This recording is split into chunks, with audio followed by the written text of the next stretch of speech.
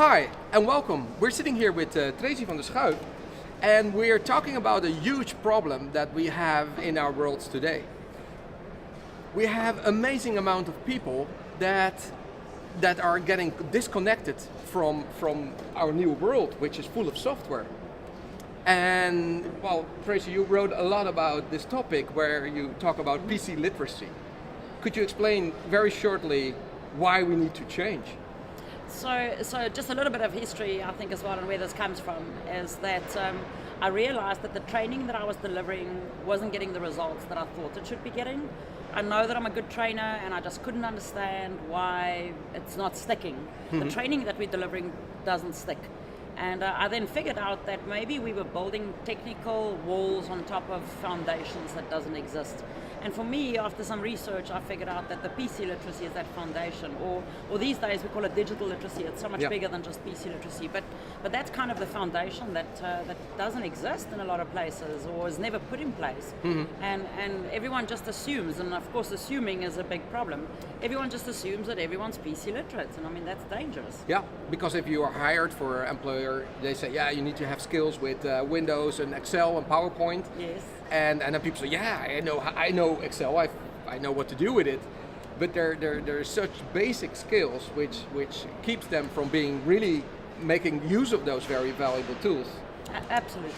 And all those digital tools, even social media, online tools, even like for your daily life, like comparing shopping.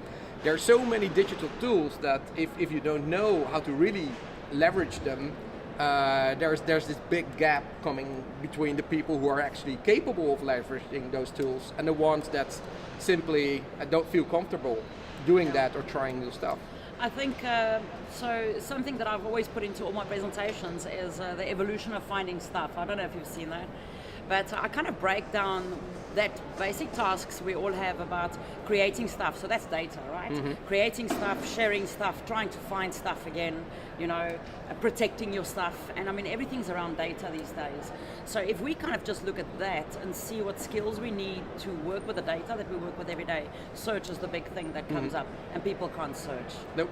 I mean, I just see this all the time with SharePoint Online. The whole world was up in arms because the display templates had changed, and my little PDF button isn't there anymore, and it I looks can't different. filter through. And I mean, it's like we kept on fixing the output and the end result instead of going back and saying, but let's fix why people need this.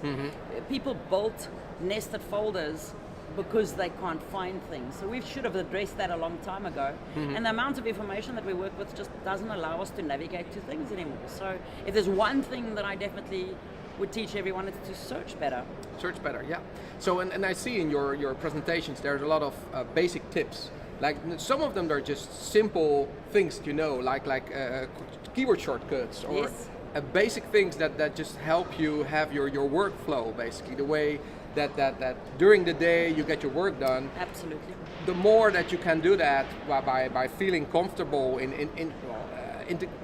exchanging, integrating, working with the digital data, will make you feel more confident. Which, because for a fact, a lot of people think they're not capable of learning, and they're just saying like, oh, that's complex information technology stuff or computer stuff. I don't know computers. Or IT people. It's IT people, and there's like they're building their own gap between the IT people and themselves. How come we're going to convince people to cross that bridge and say, well, I'm an IT people too, and I can be like that? I think, again, that's a little bit difficult, and I always say that this initial training that I feel that is missing should be one-on-one, not one-on-one, but face-to-face training. It's not something that you can send a URL out to a stream video or something. No. That first initial training is about fixing people. It's about fixing self-esteems, and I see this every single day, is that, for example, the Windows button. Yeah. Unbelievable. We'd think that the whole world knows about using the Windows button. But the first time that I show users, and I'm not just talking about end users, I'm talking about power users, building apps and solutions and Office 365, the first time I show them that Windows button and how they can search for programs with it, settings, files, everything, they're blown away. But you have to get to that point where they realize it and you show them. And once that little light goes on, then it's that there's possibility. And possibility is the richest thing we can have in life, is that it's possible to achieve because they didn't think it was possible before. They, as you said, they've excluded themselves thinking, nah, I'm not an IT person, I don't use things like that. But also is that users who are irritated with their computers and irritated with tech leave companies. Yeah.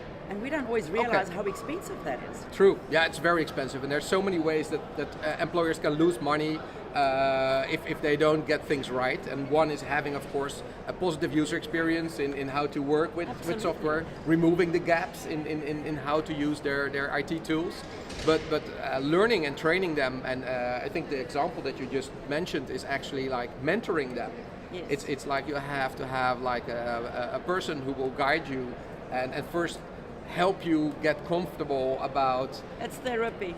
Yeah. I consider it as therapy. That initial training that I do with users and help companies with is therapy. After we fix that thing that's broken, that thing that's missing, then you can start adding what we call normal training, or self-help training or online training. But that first initial stuff's more therapy than anything else. I agree. So how should we scale that up? Because we need a lot of people being capable of helping people get more comfortable. These coaches, let's call them coaches. Yeah, coaches, absolutely. So how do we get enough coaches to help this majority? Because I'm also saying like 60% of people least have to need this coaching to get to the next, from the 0 to 1 maturity level, to start feeling comfortable with using digital technology and explore more and learn more. So as much as I want to say that we all need that face time, I know that it's impossible. It's not scalable, okay? So I mean, I can't help everyone, you can't help everyone, so how do we do this? And I mean, I just came from Oslo and had some great discussions there with Seb about the specific thing that came out of the keynote, and where I spoke about the help desk. So if we have like 2 or 3 minutes, I want to give an example for you. Sure. And I think this will convince people of where there's a gap missing. So this gentleman next to me is, let's say, which department are you from, Martin? I work at HR. So he's in HR, and we're going to, just for this example, we're going to call him Peter, okay? And I'm Sarah, I'm IT help desk, okay? So Peter in HR, okay? So I'm a help desk, my phone rings, I go, hi there, this is a help desk, good day. And he goes, hi, this is Peter from HR, and I put him on hold, and I just can't do this. Not Peter people. again. Not Peter. I mean, it's the third time this week Peter has phoned me, people. I cannot do this. This is why IT people drink. I mean, come on, let's face it, okay? This stuff, I'm already on LinkedIn. I'm looking for another job. I can't do this anymore. Peter, I just cannot do this anymore. So Peter is on the other side. He's on hold. He doesn't know what's happening. So I know. I've tried to turn it off and on. So then I come back and I say, okay, Peter, how can I help you? And Peter says to me, and this is typical, so I'm being fair towards the end users and towards the IT side. Peter says to me, I haven't been able to work for days. So end users, sadly, will wait for days before they log calls. And there's a lot of reasons behind that. We're too scared, you scared people think you're stupid or something. But he hasn't been able to work for days, okay? Also, I ask him that I don't understand what's gone wrong, Peter. I mean, what's happened in your life? And Peter says to me that someone's deleted his Excel. Because I don't know if end users maybe think that IT logs in at night and deletes your software, but I can promise you, I'm help desk. Peter is more than capable of deleting his own stuff, people. I can promise you that. So I suspect, and you've got to be very careful, and it's about that thing that we say of how you speak to people and how you help people. I suspect that he's done one of 4 things, okay? What I shouldn't do is say to him, I know what you've done wrong, because that breaks down self-esteem. Okay? Exactly. So I'm not going to say to Peter that I know what he's done wrong. I kind of suspect that I do. You've got to be careful with Microsoft and Office 365 because updates gets pushed down. You never know what has changed. So in normal companies, I would now remote into Peter's machine, okay? I'm going to go and fix it. He sits back, I put the shortcut back on his desktop, okay? He thinks, I'm a rock star. He says, that's why Tracy earns the big bucks, or Sarah from IT. Look how clever she is, and she's put Excel back and whatever. And I've sorted his problem. But have I really helped Peter? I mean, no. Have I? Did it learn any new tricks? If I think of the KPIs of IT, I have. The KPIs of IT is to fix problems, right? So I've fixed the problem. But that's not scalable, and that's where I think we can address and help more people. Interesting. So for me, in a new world where I can't help everyone, I say that the first place where we can address this is at help desk, okay? So first I'm talking about humans. We want to replace it with bots eventually where people can ask questions and things. So let's say for now, you've got a human Sarah like me who's on help desk. I'm going to say to Peter, do me a favor, my sweetie, press the Windows button, not the one on your screen, don't touch your mouse. He's going to go like, what Windows button, Sarah? I'm going to go, it's in the corner on your keyboard. Yep. And he's going to press it, and I'm going to say type Excel. And I'm going to say enter, don't click with the mouse, you're wasting time. Which means next time when he looks for a program, he can actually use the Windows button to search for it. So for me, that's a big change that we can immediately do. That's like bringing some of those coaches into our places and say, you know what, Peter, also while I've got you on the phone, press that button and search for printers. There's your printer settings. Yep. Press that button and search for a file. Exactly. Actually, I work at an IT company. I have IT people working for me, and actually one of the things was like, how can I add, we had a new printer. How can I add the printer? And actually, if you just press the Windows button and say printer, you find an option saying add printer. Absolutely. And it works. So for me, I think that's one of the first things that we can do is to start changing it, is to stop fixing problems, but to start fixing people to fix their own problems. And eventually, like I said, to be scalable, that should become an automated system, but based on questions and frequently asked questions and answers of people saying, I can't find Excel, did you press the button and search for Excel, did you find it, etc. But to then help them to stop using shortcuts and to search. The interesting thing here, it's really about the collaboration between HR and IT. Yeah. I would say that every company needs at least one IT coach or digital coach. Yeah. And the bigger, like for every 100 employees, you need at least one coach. And that might be like a new recipe for organizations.